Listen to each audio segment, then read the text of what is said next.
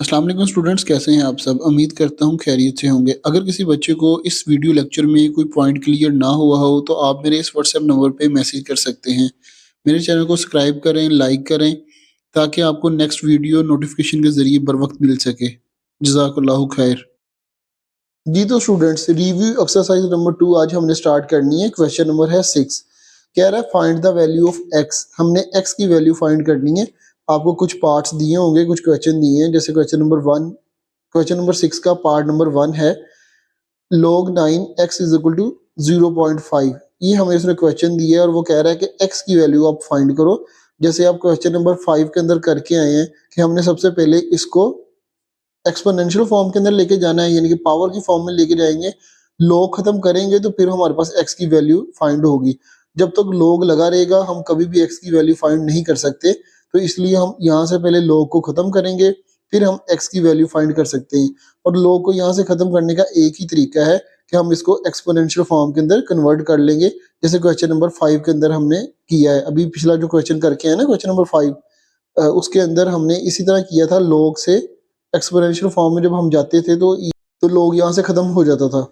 अब हम देखें, यहाँ से मैंने तरीका आपको बताया था कि ये जो 9 है इज इक्वल टू की दूसरी साइड पे जाके इसको टक्कर मारेगा और इसे अपनी पावर बना लेगा। 9 की पावर क्या होगी? 0.5 और इज इक्वल टू एक्स। ये हमारे पास एक्स आ गया।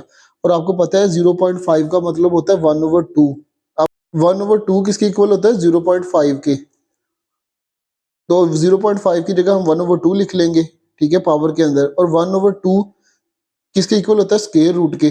तो स्केयर रूट की जगह, यानी कि 1/2 की जगह हम स्केयर रूट लगा देंगे 9 के ऊपर। अब आपको ये भी पता होगा कि 3 को जब 3 से मल्टीप्लाई करते हैं तो ये 9 होता है। तो हम 3 के ऊपर स्केयर लगा देंगे 9 की जगह। 9 की जगह हमने 3 के ऊपर स्केयर लगा दिया तो ये स्केयर रूट स्केयर के साथ कैंसिल हो जाएगा और हमारे पास जो फाइनल आंसर हो जाएगा वो x is equal to 3 answer आ जाएगा हमारे पास। आ गया जी पार्ट नंबर हमारे पास 2। पार्ट नंबर 2 में वो कह रहा है 1/9 3x इज इक्वल टू 27। अब हमने इसको सोल्व करना है।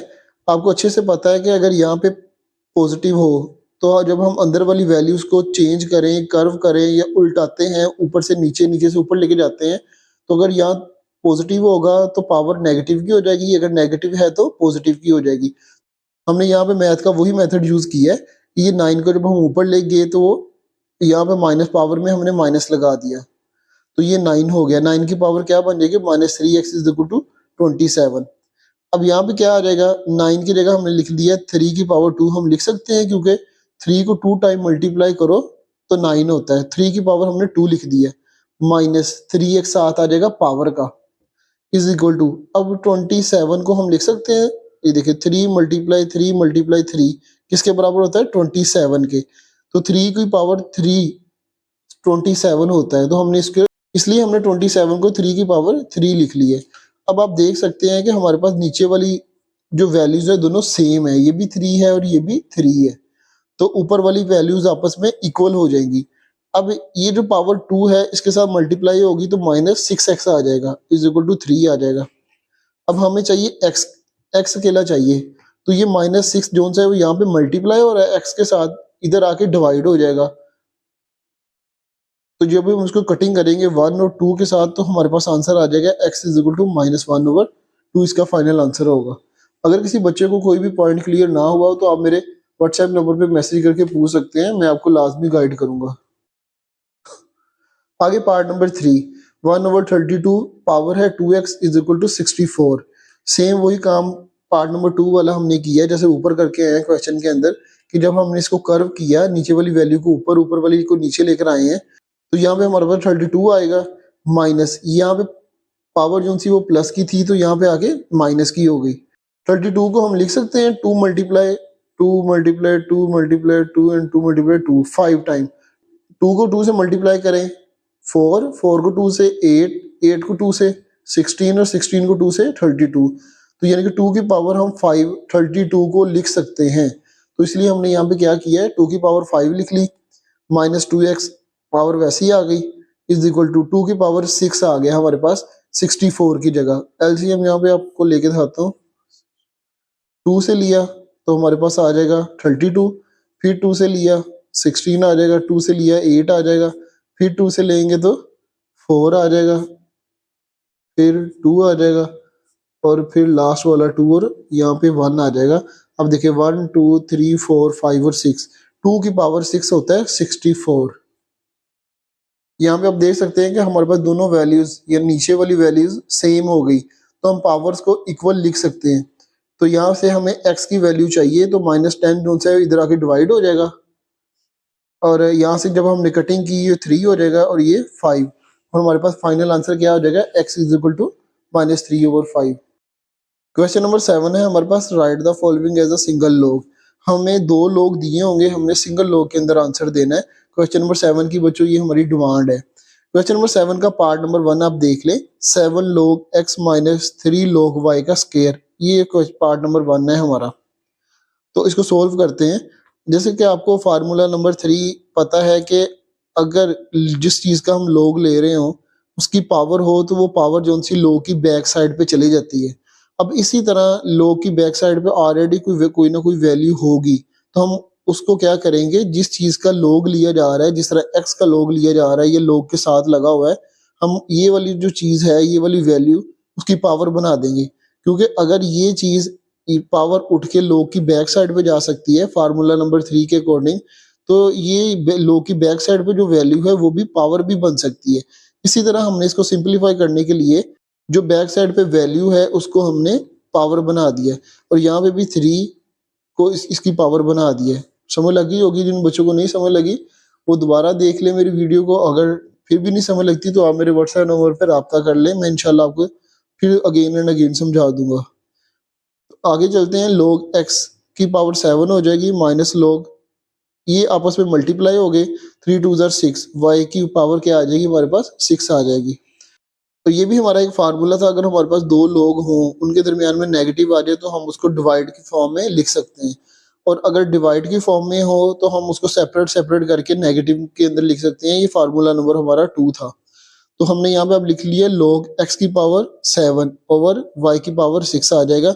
ये हमारा फाइनल आंसर होगा, क्योंकि सेंटर में नेगेटिव होने की वजह से हमने 2 log को 1 log बना लिया है और ये वाली वैल्यू को ऊपर रख के नीचे इस वैल्यू के साथ डिवाइड कर दिया है। ये log का एक फार्मूला है जिसके अंदर वो बता रहा है कि 2 log के दरमियान में अगर नेगेटिव आ जाए तो आप उसको डिवाइड की फॉर्म में लिख सकते हैं।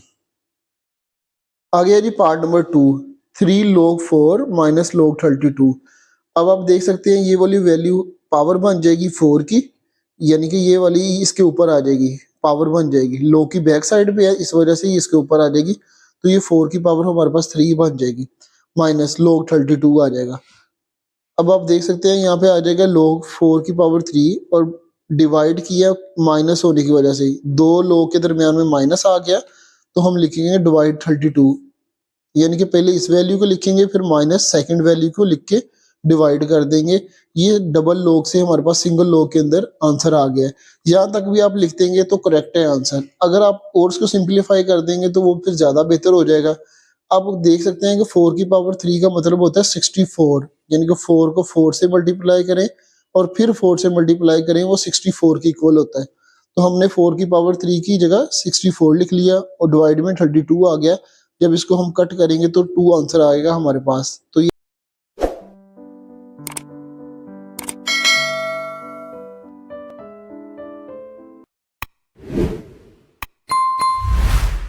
तो हमने क्या किया है, डबल log को यानी कि 2 log को एक सिंगल log की फॉर्म में कन्वर्ट कर लिया।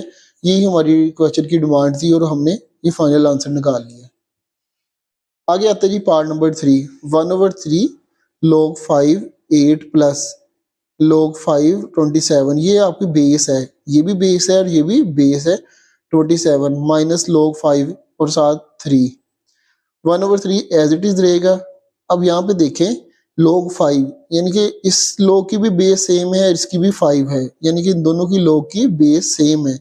बेस सेम होने की वजह से यहाँ पे प्लस है, जब प्लस आएगा तो हम मल्टीप्लाई करेंगे इन दोनों वैल्यूज को, जब नेगेटिव आएगा तो इन दोनों वैल्यूज को हम डिवाइड करेंगे। अब यहाँ पे आ गया है प्लस, तो इसका मतलब हम लिख सकते हैं log 5, ये भी एक log का फार्मूला नंबर 1 है। ठीक है, एक असूल है log का। अगर आपके पास 2 log की वैल्यू हो और उन दोनों के दरमियान पॉजिटिव आ जाए तो हम उसको मल्टीप्लाई की फॉर्म में लिख सकते हैं।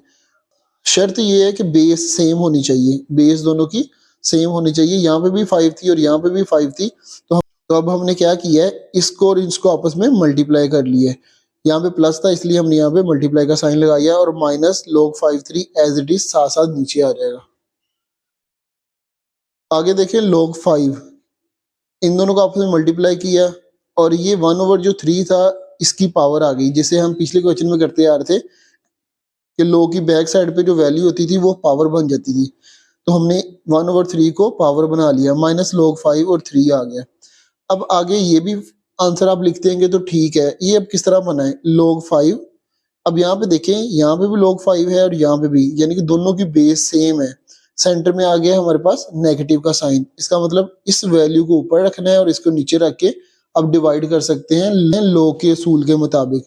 तो ये 1/3 का मतलब है √3, यहाँ पे लिख देंगे तो ये 1/3 के बराबर होता है, यानी कि 1/3 किसके बराबर होता है, √3 के। और जो 1/2 होता है वो केवल अंडर रूट के बराबर होता है, ये 3 ये मैंने लिखा, ठीक है। तो इसलिए हम लिखेंगे √3 8 मल्टीप्लाई बाय 27 ओवर डिवाइड में क्या आएगा, नेगेटिव होने की वजह से डिवाइड लगेगा और नीचे आ जाएगा 3। ये भी हमारा एक फाइनल आंसर हो सकता है। अगर आप इसको और सिंप्लीफाई कर सके तो फिर आप देख लें log 5 2 की पावर 3, यानी कि ये 8 है ना, 8 को हम अगर पार्ट्स करें और 2 मल्टीप्लाई 2 तो वो 8 बनता है, 2 की पावर 3 आ जाएगा।